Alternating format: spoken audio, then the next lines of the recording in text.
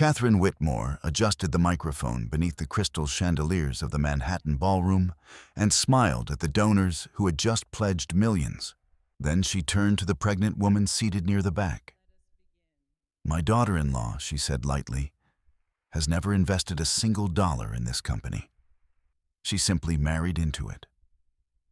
Soft laughter followed. Cameras flashed. Amanda Reynolds did not defend herself. She rested one hand over her 5-month-old child and remained still. Catherine did not know that at 9:15 p.m., every investor in the room would receive proof of who truly built the foundation beneath her son's success. If you believe dignity speaks louder than humiliation, stay with this story until the very end. Before we continue, tell me where you're watching from and what your local time is right now. And if stories about quiet strength and earned justice matter to you, consider subscribing not for drama, but for truth that unfolds patiently. Amanda Reynolds had never believed that love required an audience. She had grown up in Boston, in a red brick townhouse overlooking Commonwealth Avenue, where conversations at the dinner table were measured and private. Her father managed a discreet investment partnership that preferred long-term stability over spectacle. Her mother chaired 2 nonprofit boards and never once allowed a photographer inside their home. Money in the Reynolds family was treated as responsibility, not applause. Amanda learned early that influence did not need to be announced to exist. She met Robert Whitmore at Stanford. He was brilliant in the way certain young founders are brilliant, restless, persuasive, already rehearsing interviews he had not yet earned.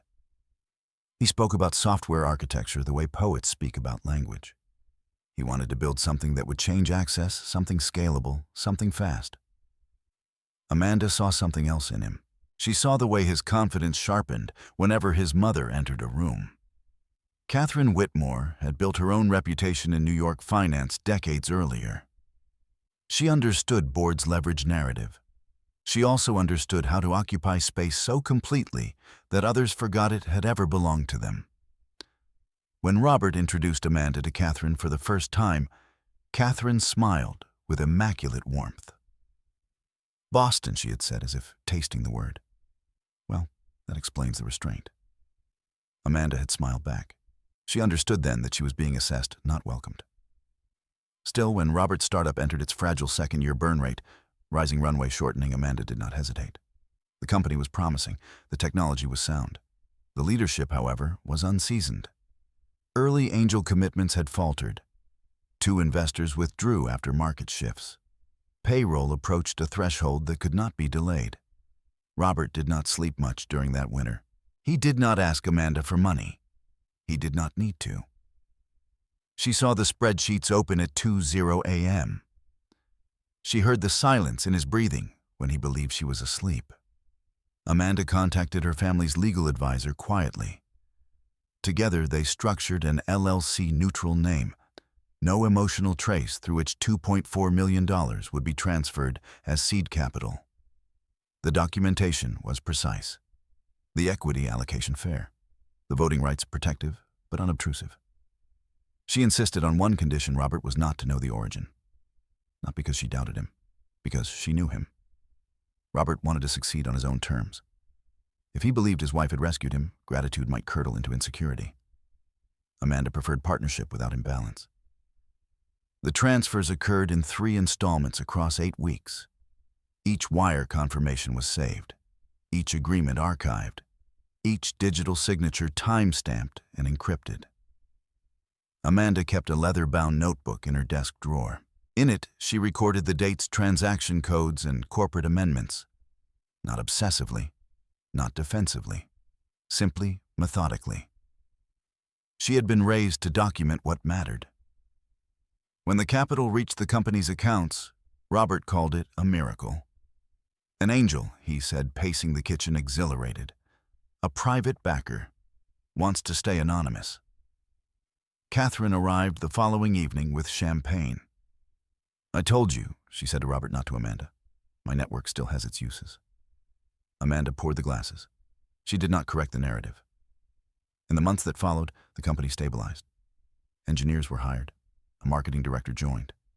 A small office in Soho replaced the cramped shared workspace. Robert's confidence expanded proportionally with the valuation. Catherine's presence expanded as well. She attended board meetings at first as an informal advisor, then as strategic consultant. Eventually, she assumed the title of interim chair, explaining that institutional investors preferred experienced oversight. Robert agreed. He trusted her. He had always trusted her. Amanda attended some meetings in the beginning. She sat near the end of the table listening as product timelines were debated and growth projections refined.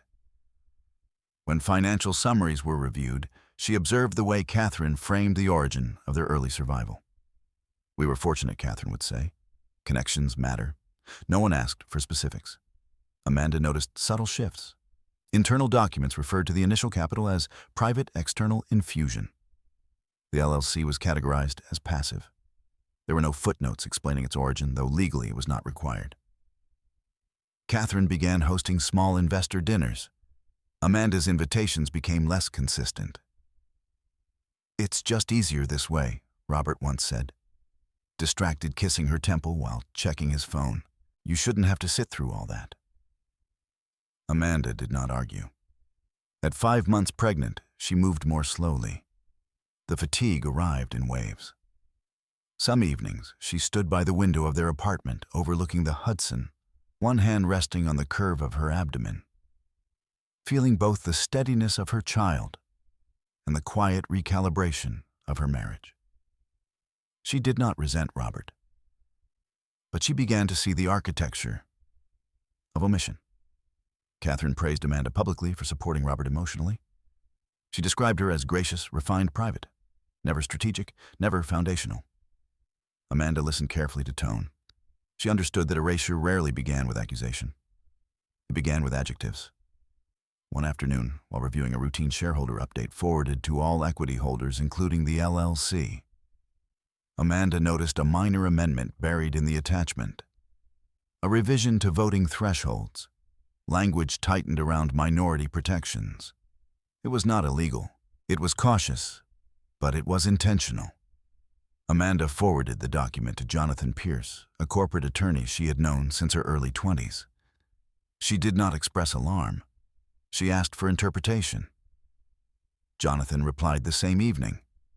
"It narrows flexibility, not immediately harmful, but paired with future amendments, it could consolidate control." Amanda closed her laptop. She felt neither fear nor anger, only clarity.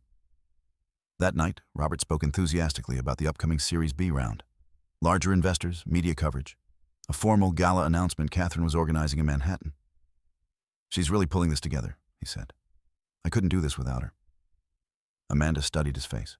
He believed what he was saying. And perhaps in some ways it was true. But he did not know the full foundation beneath his success. Amanda never intended to expose herself for credit. She had not invested for applause. She had invested because she believed in the work and in him. Yet, belief did not require blindness. In the weeks leading to the gala, Amanda sensed something tightening in the background. Catherine's language sharpened when discussing governance. References to family stewardship replaced talk of broad partnership. At a small dinner with potential donors, Amanda overheard Catherine laughing lightly. Robert built this from nothing, she said, just grit and guidance. Amanda did not correct her. Instead, she returned home and reviewed her files once more. Every transfer, every clause, every timestamp. She scheduled a secure email draft attaching documentation. She did not enter recipients yet. She simply prepared the architecture. Amanda Reynolds did not react impulsively. She prepared.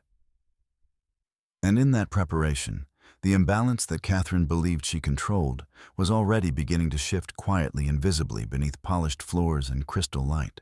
Robert still believed his company had been saved by chance. Catherine still believed she authored the narrative. Amanda knew both of them were wrong. She said nothing, for now. Robert Whitmore preferred to believe in origin stories that made sense. In his version, the company had survived because someone important had noticed him. An anonymous benefactor. A silent vote of confidence from the market itself. It was a narrative clean enough to repeat on panels and compelling enough to reassure new investors. He did not question it because questioning would have required humility. Catherine encouraged the myth carefully. At investor luncheons in Midtown, she described the early months as a test of endurance. She referenced her years in finance, her relationships, her ability to place a call when necessary. The implication hovered without ever landing explicitly. She had intervened. Most people did not press for detail. Success tends to soften curiosity. Amanda observed this evolution from the edges of rooms. The new Soho office reflected Robert's expanding vision, glass walls, collaborative tables, a subtle fragrance of espresso and ambition. Engineers moved quickly between workstations. Screens displayed growth metrics in bright, reassuring graphs. There was a sense of momentum of something building toward scale. Amanda attended the quarterly board meeting in early spring. She sat beside the window, sunlight casting a pale frame around her profile. At 5 months pregnant, she carried herself with deliberate stillness. The leather notebook rested in her bag, unopened. Catherine chaired the meeting. Her voice moved through financial summaries with confidence. Revenue projections, user acquisition rates, burn adjustments. When the slide displaying early capitalization appeared, Catherine gestured briefly. "We were fortunate in securing private early backing," she said. "That initial vote of confidence positioned us for everything that followed." Robert nodded, pride visible in the set of his shoulders. No one asked the source. Amanda watched Eleanor Grant, an independent board member with decades of governance experience. Eleanor's eyes lingered slightly longer on the slide than others. She noticed details most overlooked. Still, she said nothing. After the meeting, as people filtered toward the hallway, Robert approached Amanda with a distracted smile. "Thanks for coming," he said. "I know these aren't thrilling." Amanda studied him. "They matter," she replied gently. He kissed her forehead and turned to answer a question from the CFO before she could continue. It was not cruelty, it was absorption. Over the next weeks, Amanda noticed her calendar invitations shift. Strategic sessions were rescheduled without her inclusion. Informal dinners with potential Series B investors were framed as founder-focused. When she mentioned this once lightly, Robert waved it away. "It's just optics," he said. "They want to see the executive core." "And I'm not part of that?" she asked without accusation. He hesitated, not because he believed she wasn't, but because he had not considered it. "You are," he answered. "Of course you are." Yet the calendar remained unchanged. Catherine, meanwhile, refined her presence within the company. She introduced a communications consultant to align messaging. She proposed minor revisions to governance language adjustments, to voting thresholds and advisory powers. All technically permissible, all framed as prudent. Amanda received an internal document by accident one Thursday afternoon. The subject line read, "Draft Revised Equity Structure Confidential." It had been forwarded to all stakeholders for review, but the administrative assistant had overlooked removing the LLC from the distribution list. Amanda opened the attachment carefully. The proposed revision reclassified certain early investors as non-voting in specific strategic decisions. It did not eliminate their equity. It narrowed their influence. The LLC, her LLC, was listed within that category. Amanda read the language twice. It was precise, subtle engineered to appear administrative rather than structural. She did not feel betrayed. She felt instructed. She forwarded the document to Jonathan Pierce with a short note. "Please review. Not urgent." Jonathan called her the following morning. "It's defensive drafting," he said. "Not unlawful. But if future amendments follow this pattern, your position could become symbolic rather than substantive." "Understood," Amanda replied. "Do you intend to confront them?" Jonathan paused. "Then what do you intend to do?" Amanda looked toward the river outside her window. Cargo ships moved steadily across gray water. "I intend to document," she said. Documentation became her quiet discipline. She archived meeting minutes. She retained email chains and secure folders. She recorded dates when investor communications omitted reference to the origin of capital. Robert noticed none of this. He was immersed in expansion, hiring a head of product negotiating office lease terms, refining the pitch deck for Series B. His days began before sunrise and ended after midnight.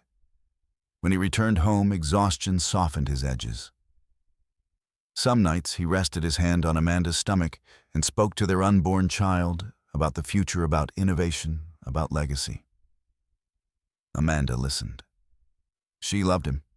That did not change. But she began to understand the architecture of dependency in his life. Catherine did not simply support him. She framed his world. She curated the version of events he accepted as truth. At a private dinner hosted by Thomas Caldwell, a prominent venture capitalist considering participation in the Series B round, Catherine delivered a polished toast. To founders who dare, she said, raising her glass, and to families who stand behind them. Her gaze brushed past Amanda. Thomas smiled politely. His attention, however, lingered with curiosity. He had reviewed capitalization tables. He had noticed the anonymous early entity. Investors like Thomas rarely ignored unknown variables. Later that evening, in the quiet of their apartment, Amanda mentioned the toast. "It sounded as though the company belonged to you and your mother," she said softly. Robert frowned, confused.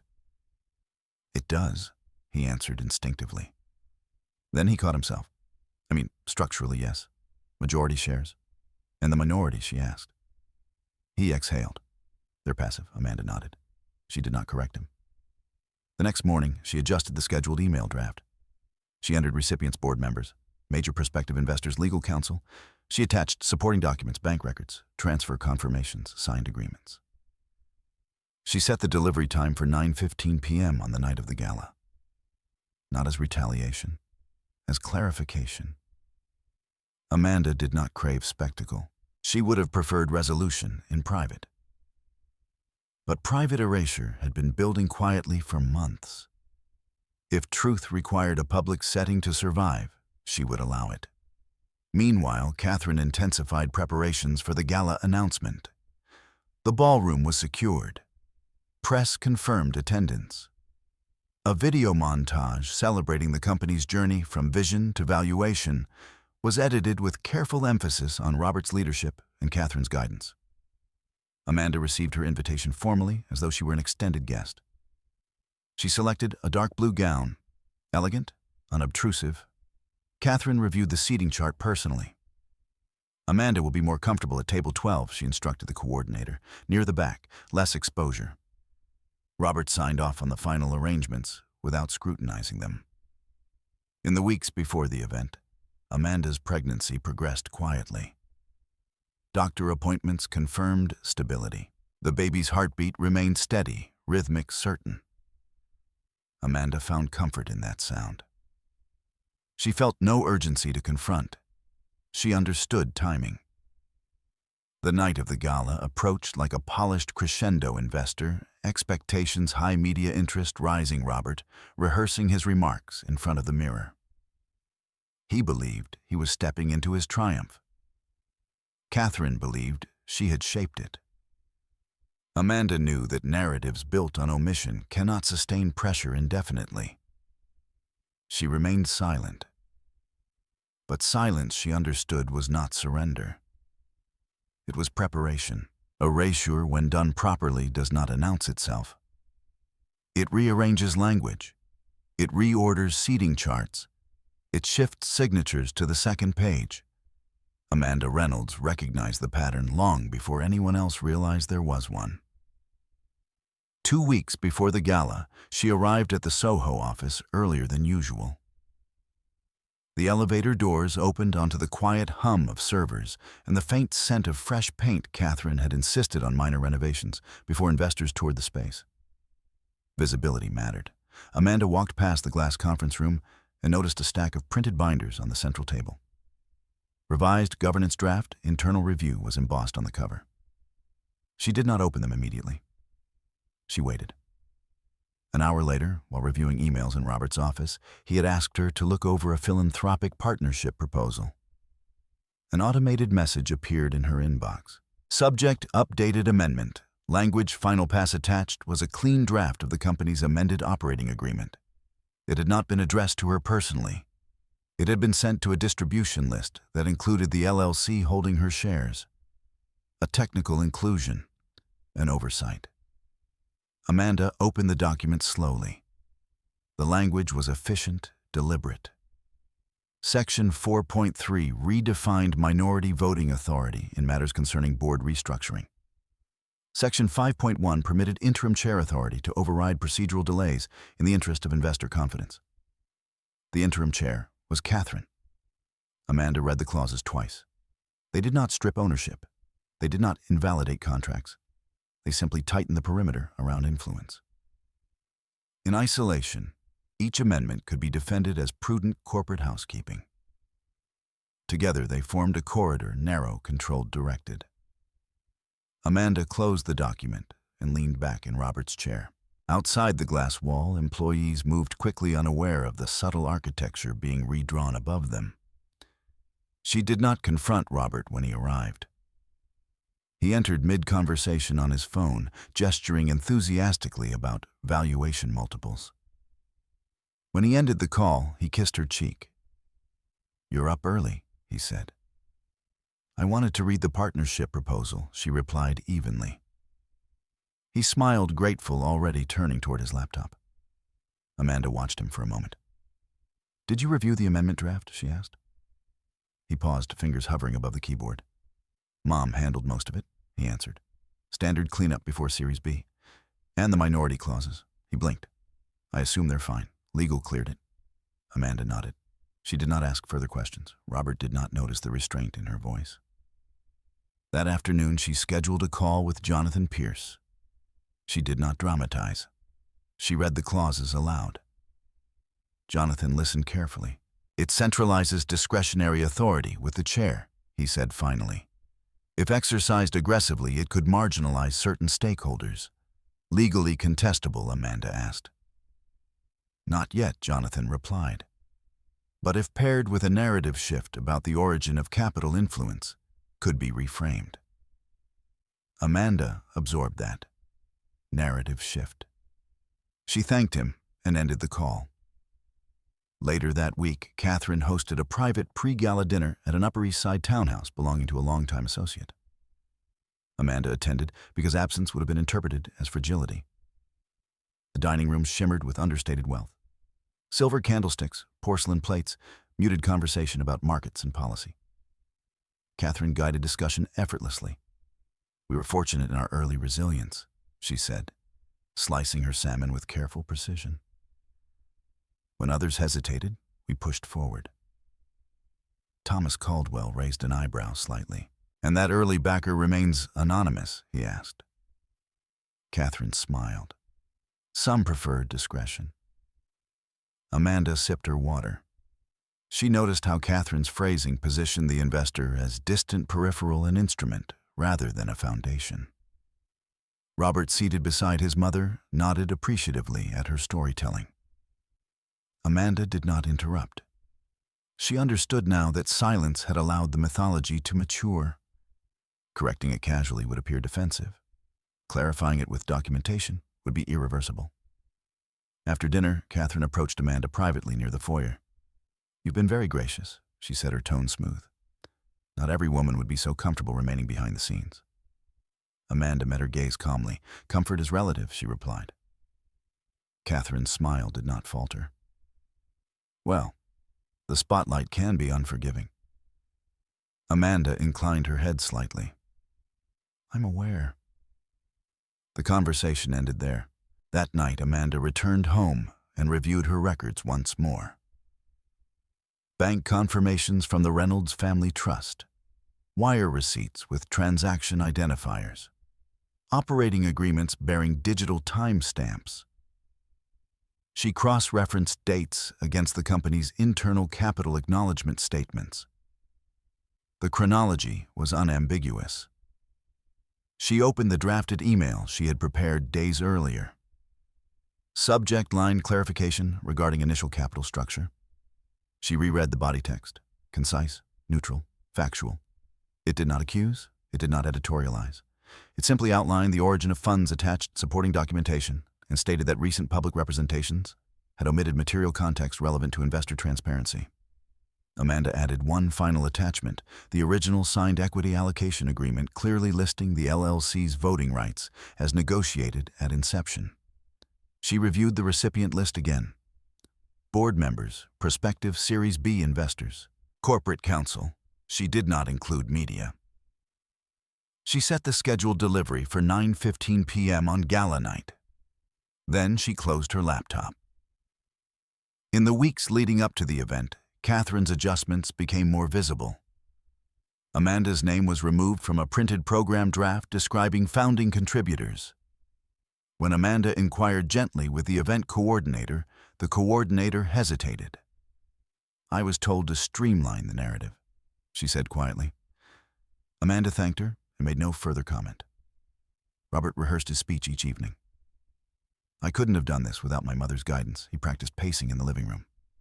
"Her experience shaped our strategy from day one." Amanda listened from the sofa, one hand resting over her abdomen. The baby shifted slightly, a reminder of something steady and unaffected by public perception. Robert paused mid-sentence. "Does it sound right?" he asked. "It sounds confident," Amanda replied. He smiled, reassured. He did not ask if it sounded complete. As gala day approached, Catherine finalized seating arrangements. Amanda's placement remained at table 12 near the rear of the ballroom, adjacent to minor donors and extended guests. Robert did not object. He did not examine the chart closely enough to notice. Amanda prepared quietly. She selected understated jewelry. She confirmed her doctor's number in her phone, precautionary but unnecessary. She printed a hard copy of her documentation and placed it in a slim folder inside her handbag. Not for confrontation, for certainty. The afternoon before the gala, she received a final email from Catherine's assistant confirming the program schedule. Catherine would speak first, then Robert, then a short video montage. Amanda read the order carefully. The narrative had been choreographed precisely. Catherine believed she had contained every variable. Amanda closed her eyes briefly and considered whether there remained any reason to cancel the scheduled message. There was none. Truth, once documented, requires no embellishment. She did not feel anger. She felt alignment. That evening, as the sun set over Manhattan, Amanda stood by the window of their apartment and watched the city lights emerge one by one. Robert adjusted his cufflinks behind her. "Big night," he said. "Yes," Amanda replied softly. He wrapped his arms around her from behind, resting his hands over hers on her stomach. "For us," he added. Amanda allowed the silence that followed to settle. "For us." She understood the fragility within that phrase.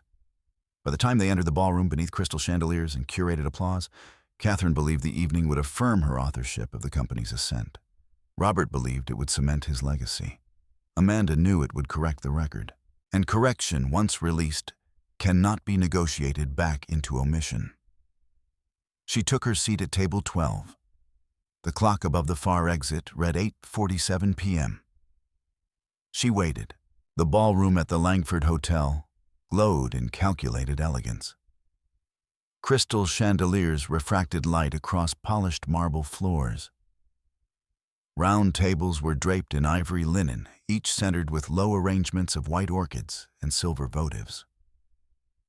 A stage had been erected beneath a suspended screen displaying the company's logo in slow, confident animation. Everything about the room suggested inevitability. Amanda Reynolds stepped inside on Robert's arm, her dark blue gown falling in clean, uninterrupted lines to the floor. It was neither ostentatious nor apologetic. Her hand rested lightly against the curve of her stomach, 5 months of quiet life beneath silk. Catherine Whitmore stood near the stage, directing staff with precise gestures. She wore champagne satin and a smile practiced for photography. When she saw Amanda, she approached with an air of gracious efficiency. "You look well," Catherine said, eyes scanning the room before settling briefly on Amanda's abdomen. "I trust you'll be comfortable this evening." "I will," Amanda replied evenly. Catherine nodded, already turning toward an arriving donor. Robert squeezed Amanda's hand, once distracted, but affectionate. "I need to check on the AV setup," he said. "I'll come find you before the speeches." Amanda watched him cross the ballroom, absorbed instantly by conversation. A young event coordinator guided her toward table 12. It was positioned near the rear, not hidden but removed from the center's gravity. Seated there were two minor investors from Chicago, a retired executive's spouse and a technology journalist whose invitation had been extended last minute. They greeted Amanda politely. She introduced herself without title. Across the room, Catherine moved from table to table, anchoring attention. She laughed easily, touching arms lightly, invoking shared histories. Several guests addressed her as though she were the company's founder. The orchestra began a soft arrangement of strings. At 8:30 p.m., dinner was served. Amanda ate slowly, aware of her body's rhythm. The baby shifted occasionally, subtle reminders beneath the fabric. She placed her phone face down beside her plate, notifications silenced but active. At 8:47 p.m., the lights dimmed slightly. A master of ceremonies introduced Catherine Whitmore as the strategic force behind the company's early resilience. Applause rose warmly. Catherine ascended the stage with measured grace. She adjusted the microphone, glancing briefly toward Robert in the front row. He smiled up at her, pride uncomplicated. Amanda folded her hands in her lap. Catherine began with gratitude. "To our partners, our believers, and our friends," she said. "This journey has been one of conviction." She recounted the company's fragile beginnings, late nights, near failures, the courage to persist when markets wavered. "We stood firm," she continued. "We relied on experience, on family, on the understanding that leadership requires sacrifice." Amanda listened to the cadence of omission. Catherine described the arrival of private backing at a pivotal hour, crediting it to relationships forged over decades. She did not name the entity. She did not mention documentation. She framed it as a testament to her own reach. Applause followed again. Amanda's expression did not change. The baby shifted once more steady. Catherine paused, allowing the room to settle before delivering the line she had rehearsed carefully. "And let me clarify something," she said lightly, eyes scanning the audience. "Success in business does not come from proximity. It comes from contribution." A faint murmur of anticipation rippled across the tables. "My daughter-in-law, Catherine," continued, gesturing vaguely toward the back of the room, "has been supportive in her own way. But she has never invested a single dollar in this company. She married into ambition. She did not finance it." A few scattered laughs followed, not cruel, not loud, but audible. The journalist at Amanda's table glanced sideways. Amanda did not move. Her hands remained folded, her breathing steady. On stage, Catherine smiled as though she had delivered a harmless clarification. Robert's expression shifted, brief confusion flickering across his features. But the room's momentum swept forward before he could process it. Catherine concluded her remarks with a flourish. "Tonight, we celebrate vision, resilience, and the courage to build something from nothing." The audience rose in applause. Amanda lowered her gaze momentarily to the screen of her phone. 8:59 p.m. The master of ceremonies invited Robert to the stage. He embraced his mother briefly before stepping forward. His speech was sincere. He spoke of innovation, of the engineers who believed in an idea before it was viable, of gratitude toward early supporters. He repeated Catherine's phrasing unconsciously. "We were fortunate to secure private backing at the right time," he said. "It gave us the runway we needed." Amanda listened. The irony did not sting. It clarified. At 9:10 p.m., dessert plates were cleared. At 9:12 p.m., a short video montage played images of early office days, whiteboards crowded with code, Robert pacing, while Catherine observed from a corner advising. Amanda was not in the footage. At 9:14 p.m., Catherine returned to the stage for closing remarks. Amanda unlocked her phone quietly. A scheduled email draft sat in her outbox, marked for automatic release at 9:15 p.m. She reviewed the attachments once more. Wire confirmations totaling $2.4 million. Signed operating agreements specifying voting rights. Digital timestamps. A neutral explanation. For the sake of transparency and accurate representation to current and prospective investors, please find attached documentation confirming the origin of the company's initial seed capital. No adjectives, no accusations, only fact. At 9:15 p.m. precisely, the email sent. Amanda did not press a button. She simply watched as the scheduled status shifted from pending to delivered. Across the ballroom, phones began to vibrate. Not loudly, not dramatically, but enough. Thomas Caldwell glanced down at his screen mid-applause. His expression changed, subtle tightening at the corners of his mouth. Eleanor Grant, seated near the front, adjusted her glasses and opened the attachment carefully. Robert felt his own phone buzz in his jacket pocket. He ignored it at first, assuming it routine. Catherine continued speaking. "Integrity is the backbone of enterprise," she said, unaware. Another phone vibrated, and another.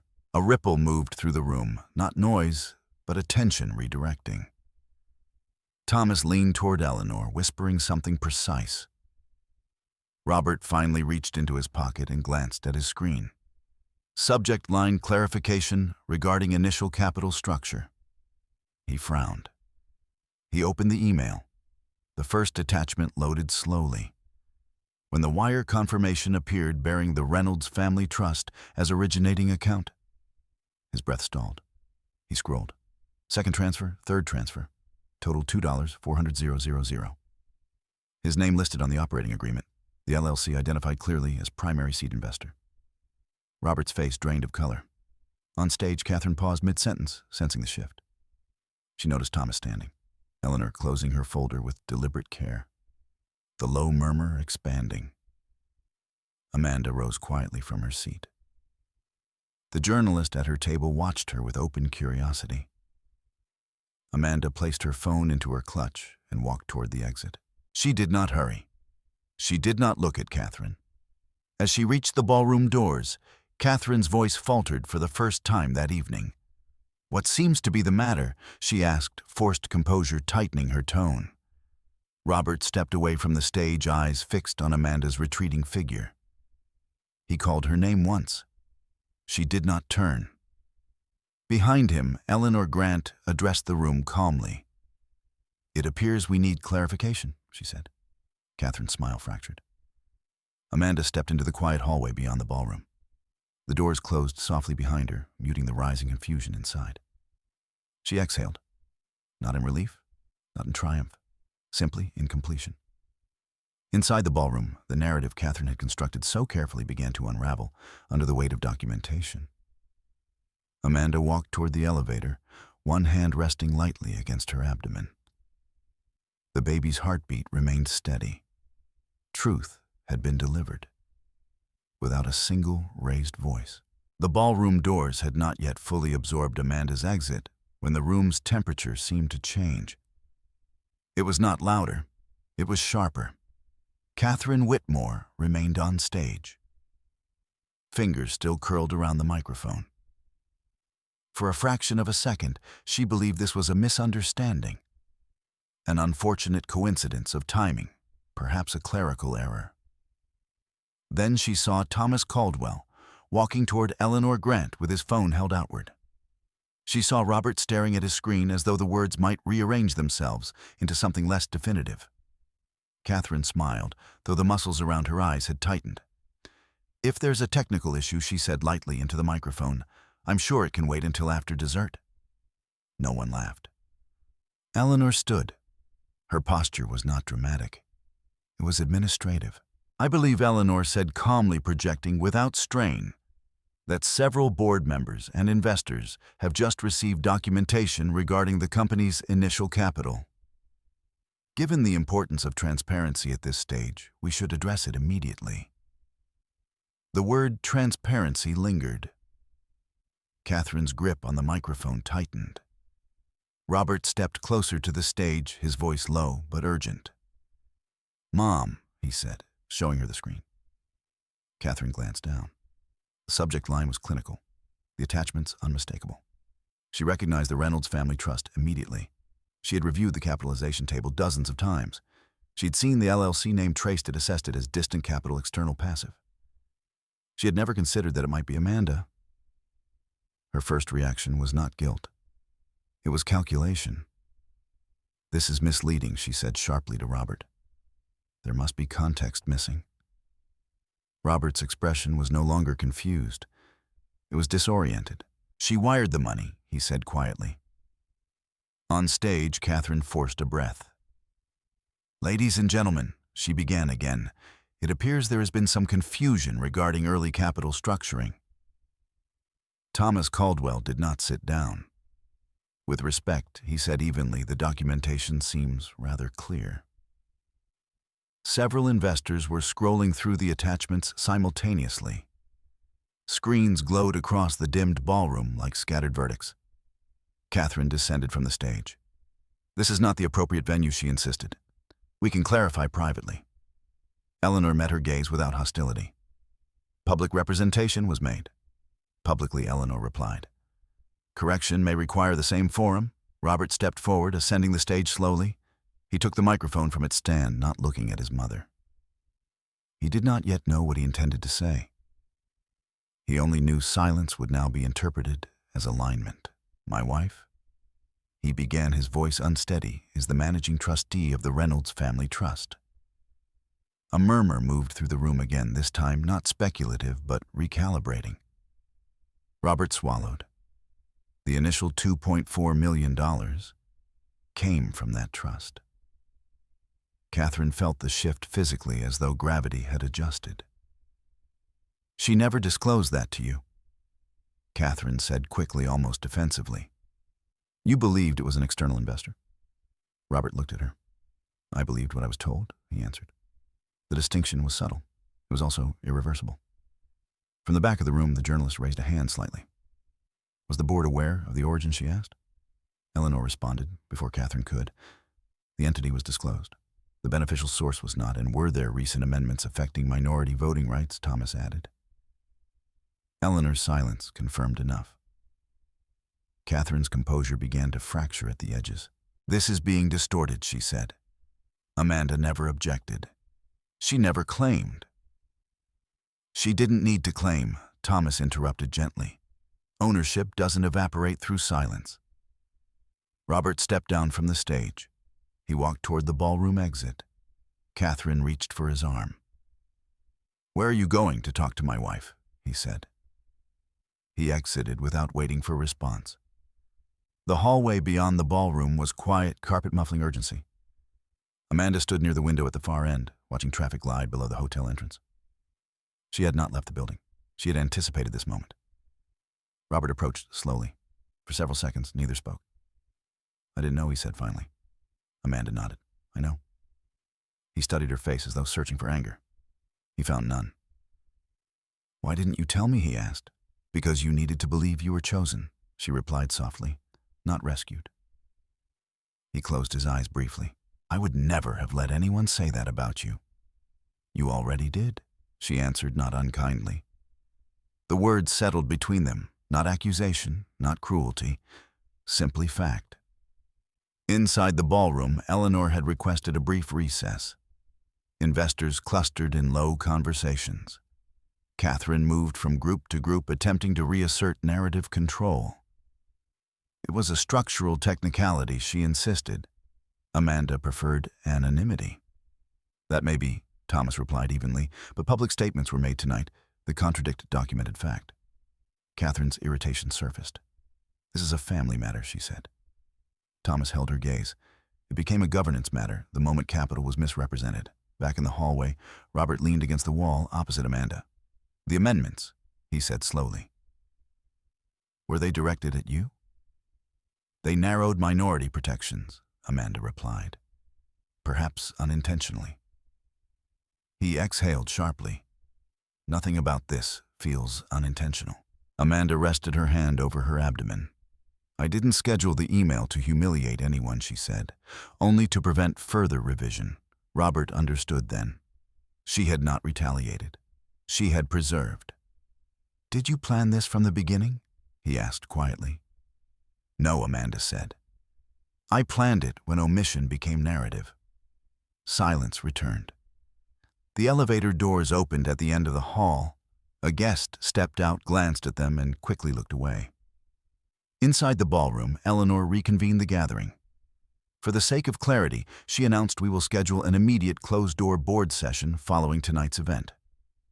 Transparency with prospective investors is essential before proceeding with Series B. Catherine felt authority slipping not dramatically, but procedurally. Procedure is often more decisive than outrage. She looked toward the ballroom entrance, expecting Robert to return at her side. He did not. In the hallway, he faced Amanda directly. "I should have seen it," he said. "Yes," she replied. There was no triumph in her voice, only acknowledgement. "I never asked where the money came from," he continued. "I accepted the story." Amanda's eyes softened slightly. "You accepted the version that preserved your pride." He nodded. "And you let me." "I believed you would ask when you were ready," she said. He looked at her abdomen. "Our child," he said quietly. "Our child deserves accuracy," Amanda replied. The simplicity of that sentence stripped the situation of spectacle. Inside, Catherine's voice rose slightly as she attempted to reframe the evening as a misunderstanding amplified by timing. But investors were no longer listening for reassurance. They were recalculating risk. Thomas sent a brief email to his associates, "Hold commitment pending governance review." One by one, phones illuminated again. In the hallway, Robert straightened. "They're calling for a board meeting," he said. "I expected they would," Amanda replied. "Will you attend?" "Yes." He hesitated. And after that, Amanda met his gaze fully. "That depends on what remains standing." She was not referring to valuation. She was referring to trust. Robert nodded slowly. For the first time that evening, he seemed smaller, not diminished, but stripped of illusion. Inside the ballroom, Catherine stood alone, near the stage, surrounded yet isolated. The architecture she had constructed through careful omission had not collapsed explosively. It had simply been exposed. An exposure, unlike scandal, cannot be dismissed as noise. Amanda placed her hand lightly on Robert's arm. "Let's go back in," she said, not to reclaim attention, not to perform victory, but to proceed. Together they walked toward the ballroom doors. Behind them, the city lights remained steady.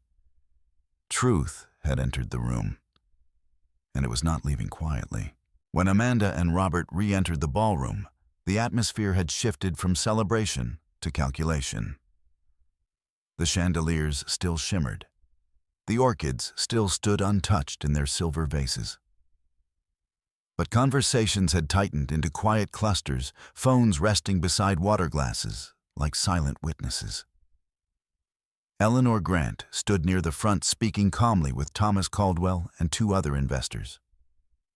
Catherine remained slightly apart, posture, rigid expression, composed but no longer fluid. Heads turned as Amanda walked back inside, not with ridicule, not with pity, with reassessment. She did not rush to the center. She returned to the perimeter, standing beside one of the marble columns near the aisle. Her presence was steady, neither retreating nor asserting. Eleanor approached first. "Mrs. Reynolds," she said evenly, extending her hand.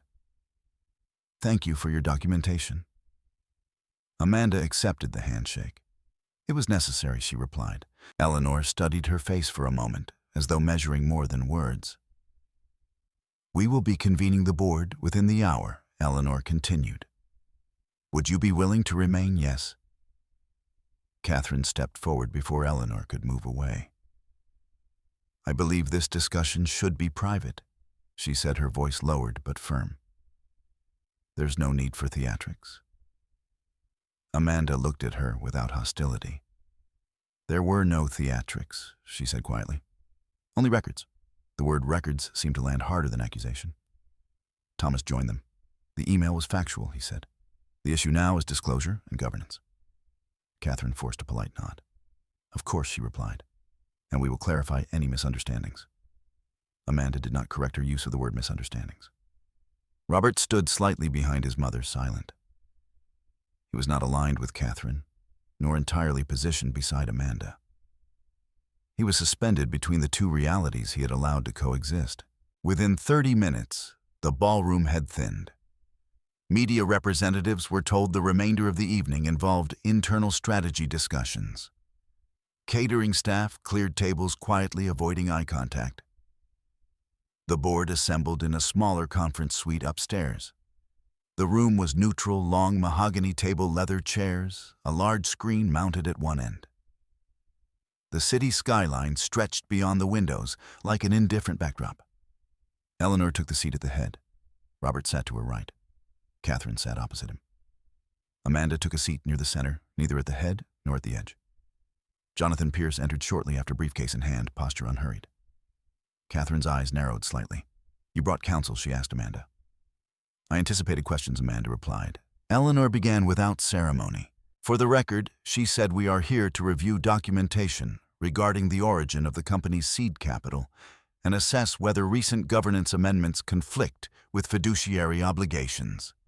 Jonathan placed copies of the transfer confirmations on the table. Each page bore timestamps, account numbers, authorization signatures. He spoke clearly. The Reynolds Family Trust transferred $2.4 million to the LLC holding equity in this company. That LLC is wholly managed by Amanda Reynolds.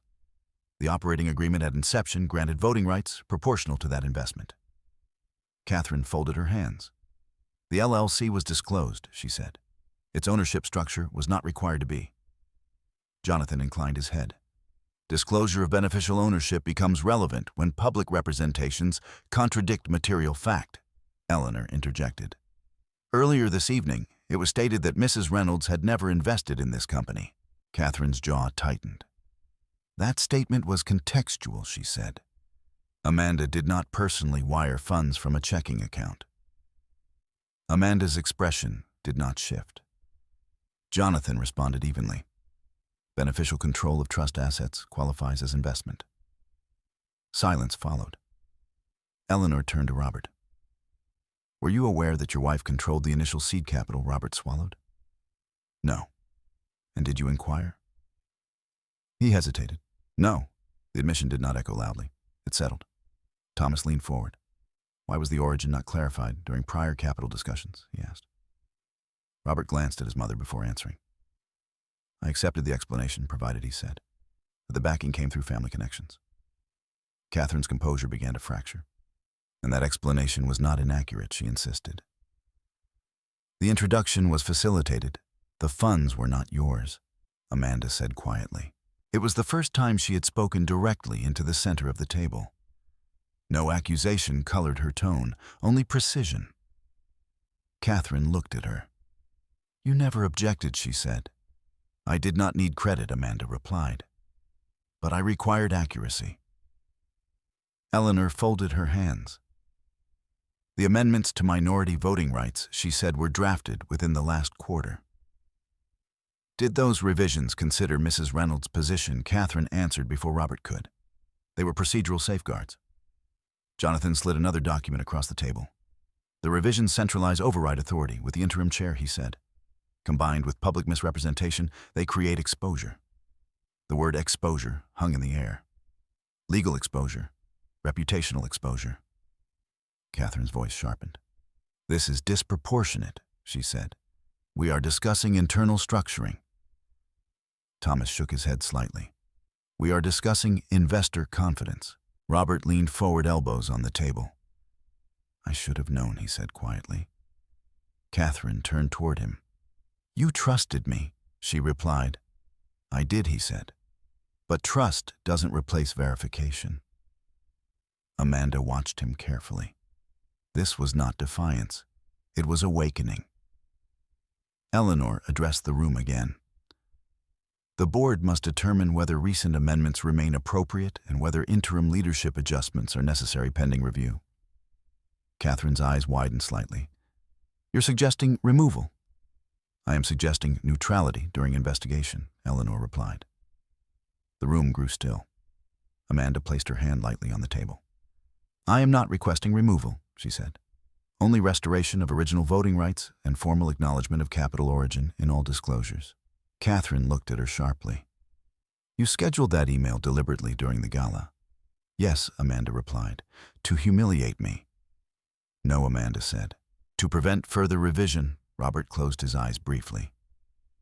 Jonathan spoke again. My client has not sought damages. She has not pursued defamation claims. She has asked only for compliance and protection of equity. Thomas nodded slowly. That restraint is noted. Catherine exhaled through her nose. You blindsided us. Amanda met her gaze. I corrected the record. Silence deepened. Eleanor straightened slightly. I propose the following, she said. Immediate suspension of the amended minority restrictions, independent audit of capital disclosures, temporary transfer of chair responsibilities to a neutral party during review. Catherine's lips parted. This is unnecessary.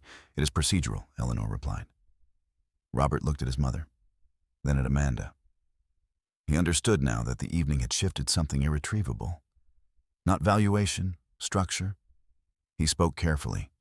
I support the proposal. Catherine stared at him. For the first time in his life, he had not aligned reflexively. Eleanor nodded. Motion recorded. The formal vote passed. Catherine's authority did not collapse dramatically. It was reassigned. Paperwork would follow. Documentation would be updated. But the room had already changed. Amanda sat quietly as the discussion moved into logistics. She did not smile. She did not display satisfaction. She simply listened, ensuring language remained precise. When the meeting adjourned near midnight, the skyline outside the windows had dimmed into scattered lights against black glass. Catherine gathered her things without looking at Amanda. Robert remained seated for a moment after others stood. He turned toward his wife. I didn't protect you, he said softly. Amanda rose slowly. You can start by protecting what's accurate, she replied. He nodded. Jonathan closed his briefcase. Next steps will be communicated formally, he said. Amanda placed one hand against her abdomen again, a gesture both instinctive and grounding. The child within her remained unaware of board votes and amendments. But one day she thought he would understand something simpler. Truth does not shout. It waits, and when necessary, it documents. By morning, the ballroom had returned to anonymity. The orchids were gone, the stage dismantled. The hotel staff moved through the space with professional indifference, erasing the traces of celebration and fracture alike. But the emails remained. At 7:12 a.m., an internal memo from Eleanor Grant circulated to the board. An executive leadership, effective immediately. Minority voting rights are restored pending independent audit. Interim chair responsibilities are transferred to the governance committee until further notice. It was precise, neutral, irreversible. Catherine read it at the kitchen island of her Upper East Side townhouse, still in last night's silk robe. The espresso machine hissed beside her, but she did not pour a cup. She had built her life on anticipation reading markets before they turned adjusting portfolios before downturns. She had not anticipated Amanda. Not because Amanda was aggressive, because she was patient. Across the city, Amanda sat at the small dining table in the apartment she shared with Robert. Morning light filtered through sheer curtains, softening the edges of the room. Robert had not slept. He stood by the window phone pressed to his ear, speaking with the CFO in low tones. Yes, he said. We'll comply fully. No delays. Amanda sipped herbal tea slowly. Her body felt heavier than usual, not from stress, but from the steady progression of pregnancy. The baby shifted once, then settled. She had expected fallout. She had not expected quiet. At 8:03 a.m., Thomas Caldwell sent a brief message to Robert proceeding contingent upon audit outcome. Transparency appreciated. It was not withdrawal. It was conditional trust. Robert ended his call and turned toward Amanda. They're not pulling out, he said, almost surprised. Investors prefer clarity, Amanda replied. He nodded. I spoke with my mother, he added. Amanda waited. She believes this could have been handled privately. It was handled privately, Amanda said. Until it wasn't. He exhaled. There was no anger in him now, only reckoning. By mid-morning, Word had spread through the company. Employees had not been present at the board meeting, but rumors traveled faster than minutes. In the open office, engineers glanced at one another cautiously. Slack channels buzzed with speculation. A few employees searched public filings for the Reynolds family trust. The CFO called an all-hands meeting for noon. Amanda did not attend. She remained at home reviewing emails from Jonathan. The independent audit firm had been retained. A formal timeline was outlined. Documentation would be examined, disclosures reconciled. There was no language of scandal, only process. At noon, Robert stood before his employees. He looked tired. Last night, he began questions were raised regarding early capital disclosures. Those questions are being reviewed through independent audit. Our operations remain unchanged. Someone asked directly, did Amanda fund the company? Robert did not hesitate this time. Yes, he said. The room absorbed the answer quietly. He continued. She chose discretion. That discretion was misrepresented publicly. We are correcting that. No applause followed. No outrage. Just adjustment. After the meeting, Catherine arrived at the office unannounced. Her presence shifted the air immediately. She entered Robert's glass-walled office without knocking. You conceded too quickly, she said. Robert closed the door behind her. I told the truth. You exposed family disagreement to outsiders. You exposed it first, he replied. Catherine's expression hardened. She humiliated me. Robert met her gaze. She corrected you. The distinction cut deeper than accusation. Catherine paced once across the room. You're allowing her to redefine the narrative. She didn't redefine it, Robert said quietly. She documented it. Catherine stopped walking. Do you understand what this does to perception, she demanded. Yes, he answered. It restores it. For the first time, Catherine seemed uncertain, not of strategy, but of influence. You're choosing her, she said. I'm choosing accuracy, he replied. That afternoon, Eleanor requested a brief meeting with Amanda at a quiet cafe near the apartment. Amanda arrived precisely on time. Eleanor did not waste pleasantries. I want you to understand something, she said. Many minority investors react emotionally when marginalized. You did not? Amanda folded her hands around her cup. Emotion complicates clarity, she said. Eleanor studied her. Are you seeking board position? Number public apology, no. Then what do you want? Amanda considered the question. Structural honesty, she replied. Eleanor nodded slowly. That is rare. Amanda did not interpret the comment as praise. It was observation. By evening, the audit firm had begun requesting additional documentation from company counsel. Catherine received the request with visible irritation. She complied. There was no leverage left in resistance. At home, Robert sat across from Amanda at the dining table. The quiet between them was different now. Less fragile, more deliberate.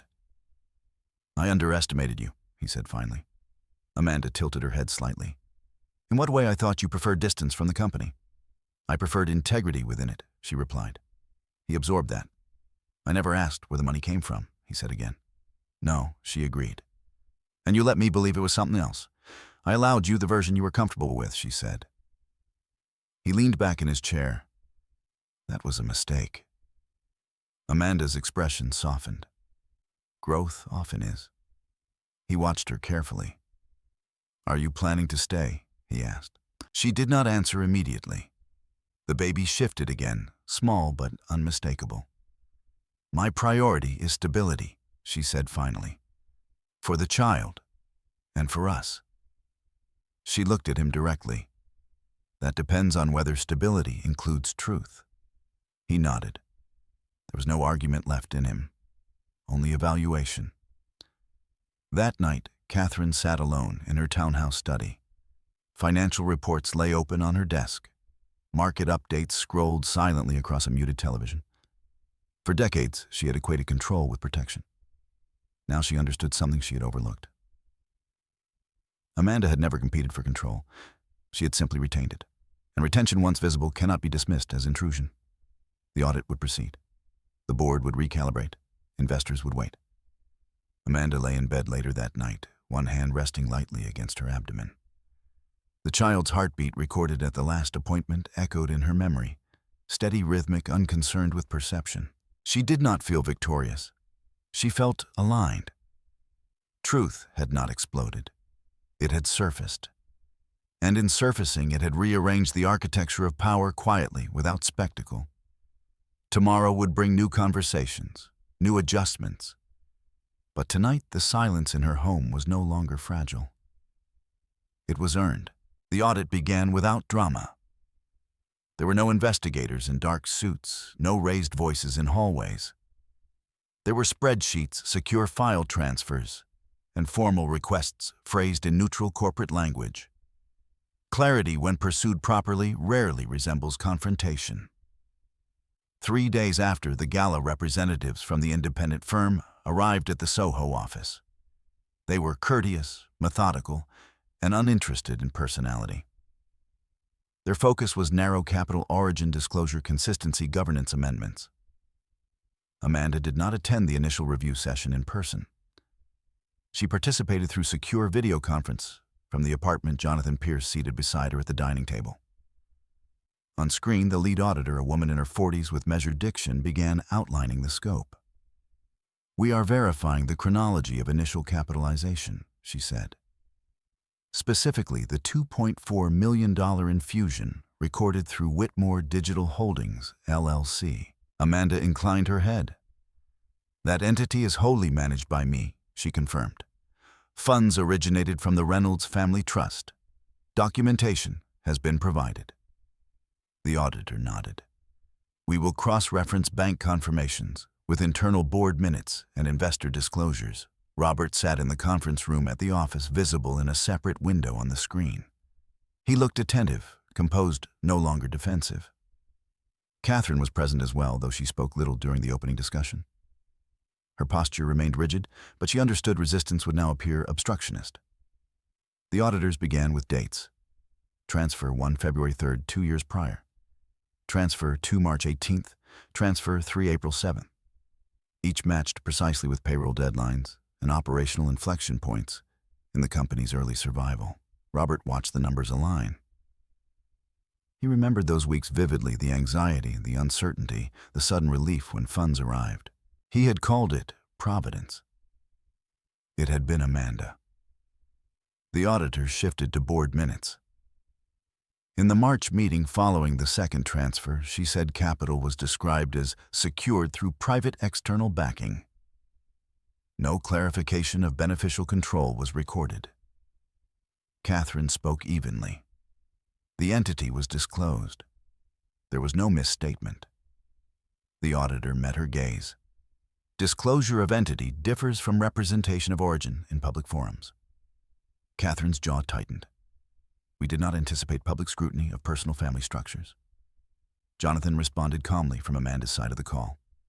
Public representation during the gala stated that Mrs. Reynolds had never invested. That contradicts material fact. The room fell quiet. Robert looked at his hands briefly. He remembered the exact phrasing. He remembered not correcting it. The auditor moved on. Next, governance amendments proposed last quarter. She projected the revised clauses onto the shared screen. Section 4.3. Section 5.1. Minority voting limitations. Override authority assigned to interim chair. Amanda watched without visible reaction. The auditor continued. These amendments, while not inherently unlawful, would have reduced the practical influence of the LLC. Combined with public misrepresentation, they could create exposure to claims of shareholder oppression. The phrase settled heavily in the room. Shareholder oppression. Catherine shifted in her seat.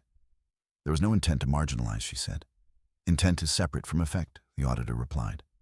Robert inhaled slowly. He had always believed governance language to be administrative detail. Now he understood its architecture.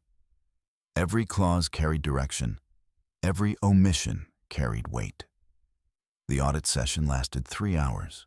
By the end, the preliminary conclusion was clear. Capital origin had been documented correctly at inception, but mischaracterized publicly. Governance amendments, while procedurally valid, would have disproportionately affected Amanda's voting influence had they remained unchallenged. No fraud, no embezzlement, but material misrepresentation and governance risk. After the call ended, Robert remained seated in the conference room long after others had left. Eleanor entered quietly. "You handled that appropriately," she said. He nodded. "I should have handled it earlier."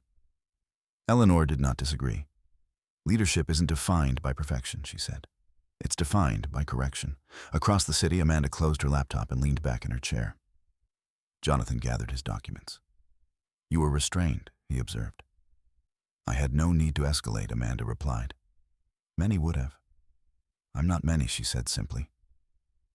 Jonathan smiled faintly. "That much is clear." After he left, Amanda stood slowly, stretching her back. Pregnancy had begun to shift her center of gravity.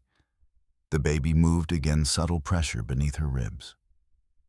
She walked toward the window and watched the afternoon traffic.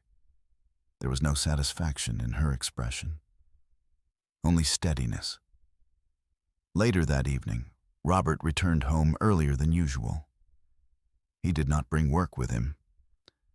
He placed his phone face down on the table and sat across from Amanda. "The audit confirms everything," he said. "I expected it would." He nodded. "They'll release a summary to investors tomorrow." She folded her hands. "Good."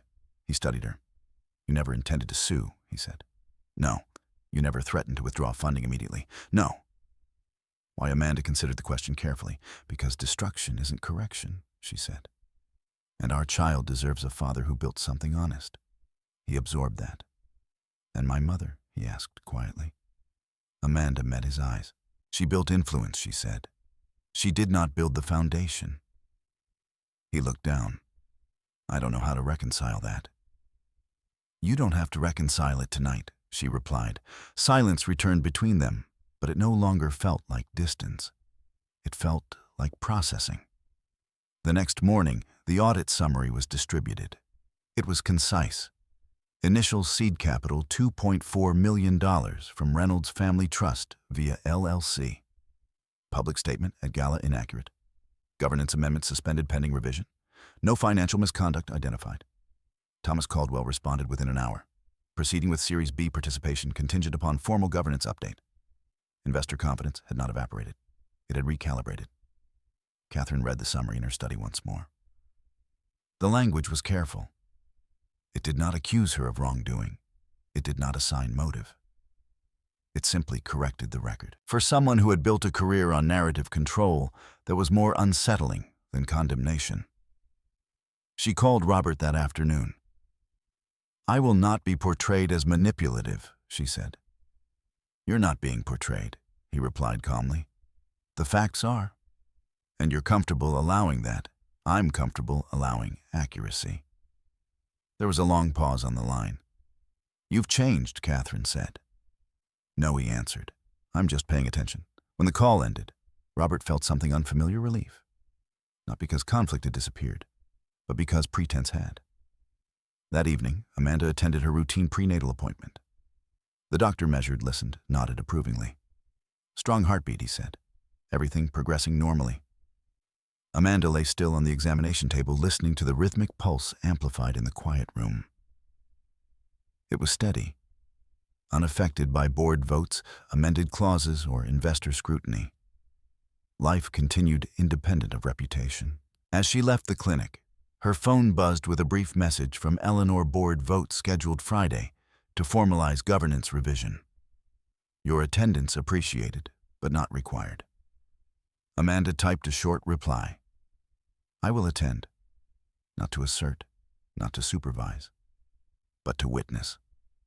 The company had begun its recalibration, so had her marriage. Correction was underway, not explosive, not theatrical, but deliberate. Truth had not dismantled the structure, it had reinforced it.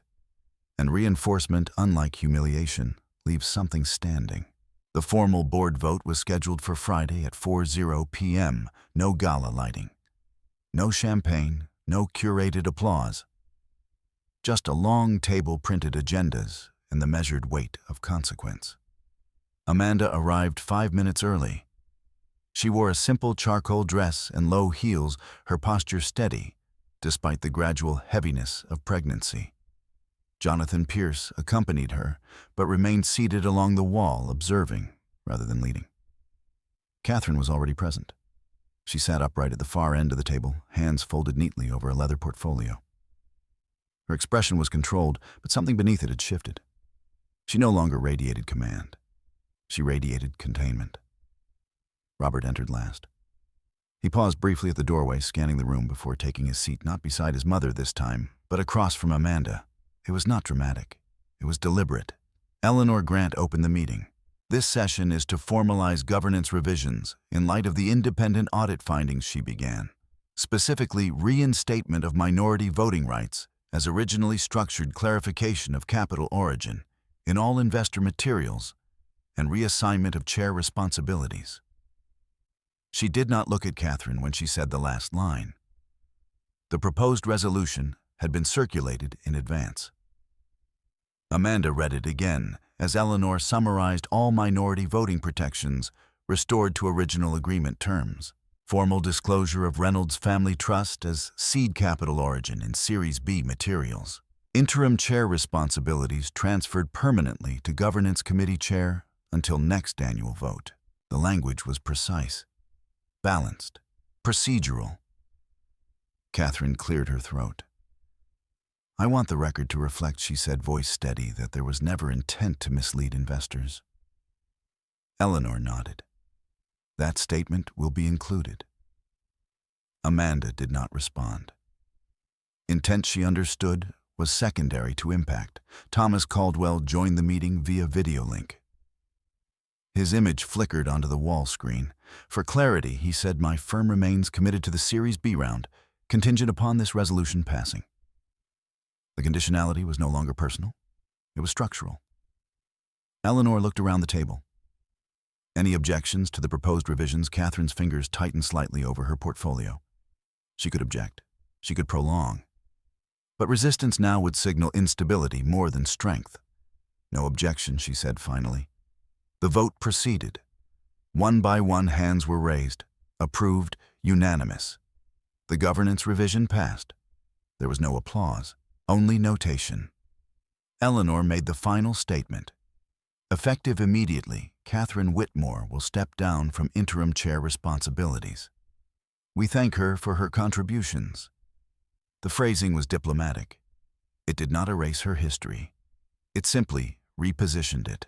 Catherine inclined her head once. "Of course," she replied. Amanda watched without triumph. Removal was not humiliation. It was consequence. After the formal session concluded, the room began to empty slowly. Thomas disconnected. Board members gathered their documents. Jonathan remained seated until Amanda rose. Catherine approached her before leaving. The air between them was no longer charged with rivalry. It was quiet, almost clinical. "You could have destroyed the company," Catherine said. Amanda met her gaze calmly. "That was never my intention. You embarrassed me publicly." "I corrected a public statement," Amanda replied. Catherine held her eyes for several seconds. "You are more strategic than I assumed." Amanda's expression did not change. "I am careful," she said. Catherine nodded once, as if absorbing a belated lesson. Then she left. Robert remained standing by the window. He waited until the door closed behind his mother before turning to Amanda. "It's done," he said. "Yes," she answered. He walked toward her slowly. "I should have asked questions sooner," he said. "I relied on assumption." Amanda did not soften the truth. "You relied on comfort." He accepted that. "I don't want to lead that way anymore," he said. She studied him carefully. "Leadership is not control," she replied. "It's accountability." He nodded. "I understand that now." Jonathan cleared his throat gently. "If there is nothing further, I will follow up with documentation," he said. Amanda thanked him. When he left, only she and Robert remained in the conference room. The skyline outside glowed faintly in the late afternoon light. Robert rested his hands on the back of a chair. "Are you staying?" he asked quietly. The question carried more weight now, not as a business inquiry, as a personal one. Amanda considered carefully. My equity remains, she said, but presence is different. He understood. You don't feel included, he said. I feel corrected, she replied. Inclusion requires more than correction. He moved closer. I want you at the center of this, he said. Amanda looked at him steadily. Then the center must expand. He nodded slowly. That evening, an updated investor packet was distributed. Page 2 included a clear line. Initial seed capital to $2.4 million. Reynolds Family Trust via Whitmore Digital Holdings, LLC. Managed by Amanda Reynolds. There was no embellishment, no apology, just fact. Thomas responded with confirmation of participation. Series B would proceed. At the Soho office the following Monday, employees noticed subtle changes. Catherine's name was removed from the website's leadership page. Eleanor's name appeared as acting chair. A short internal memo acknowledged Amanda's foundational contribution and reaffirmed commitment to transparency. There was no fanfare. But the architecture had shifted. Amanda visited the office briefly that afternoon. Not for ceremony, for presence. Conversations paused as she walked through the open floor. There was curiosity, respect, no resentment. She stopped by Robert's office. He stood as she entered.